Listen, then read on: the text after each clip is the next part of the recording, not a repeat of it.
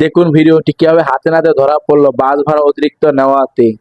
টাকা জরিমানা দিতে অস্বীকার করা, তাই কি করা হলো দেখুন ভিডিওটি। কোন রোড ভাঙা হয়ে যাবে? ভাঙা পদ্মা সেতু হয়ে যাবে ভাঙা হয়ে। এটা কত টাকা? বরিশাল এখনো কাটি নেই, দুজন উঠছে 800 করে টিকিট। 800 করে এই টিকিট কত করে কাটছেন? 900 টাকা। আপনি 800 বললেন কেন? এই দুইজন কাটছে, আমি আরে এখনো কাটি নাই। না না, আপনি কেন 800 বললেন? তাদের 900 টাকা দুইজন বলছে। উঠাইছে এখনো। কথা কম বলেন। টিকিটের টাকা লিখেন নাই কেন? প্রমাণ হইতো যদি আপনি এখানে টিকিটের টাকা লিখতেন যে 800 টাকা। ম্যাডাম আমি 800 টাকা বেচছি, 800 টাকা লিখছি। এটার মানে কি? এই টিকিটের মানে কি? কেন লিখেন না কেন? এদিকে তাকায় বলেন। ছিল না। হ্যাঁ হ্যাঁ, আমি তো সব অনেক যাত্রী উঠাই নাই, ওই যে সবাই মাত্র মানে দুইজন উঠাই আপনার খেয়াল নাই। দুইজন উঠাইছেন মাত্র, আর যখন 50 জন উঠাবেন তখন কি করবেন? টাকা ফেরত দেন। 538 টাকা করে 1 টাকা বেশি হবে না। এইটা কোথায়?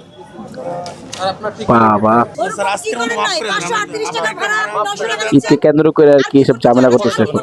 জি স্যার, ভুল হয়ে গেছে, মাফ করে দেন ঠিক নেই এগুলো। যে অভিযান হচ্ছে, বাস কাউন্টারে জরিমানা হচ্ছে, আপনি জানেন না? থানা পাঠাই দেন স্যার। আর নিবেন?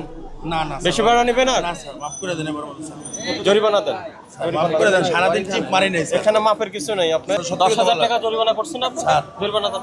চলেন। ঠিক আছে, আপনি তাহলে আমাদের সাথে চলেন। আর গাড়ি কয়টা আছে আপনার? স্যার গাড়ি করে দেন স্যার। গাড়ির সবই গাড়ি আমরা সিল করে রাখি। গাড়ি কয়টা?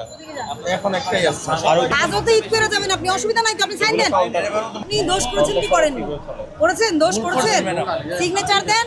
জরিমানা পরিশোধ না করলে হাজতে যে ঈদ করে বাড়িতে যাবেন, পরে পরে দেখা যাবে আপনার কি ব্যবস্থা হয়, পরে দেখা যাবে। স্যার গাড়ি আমরা লক করে দিই স্যার। অবশ্যই কমেন্ট করে আপনাদের মতামত জানাবেন।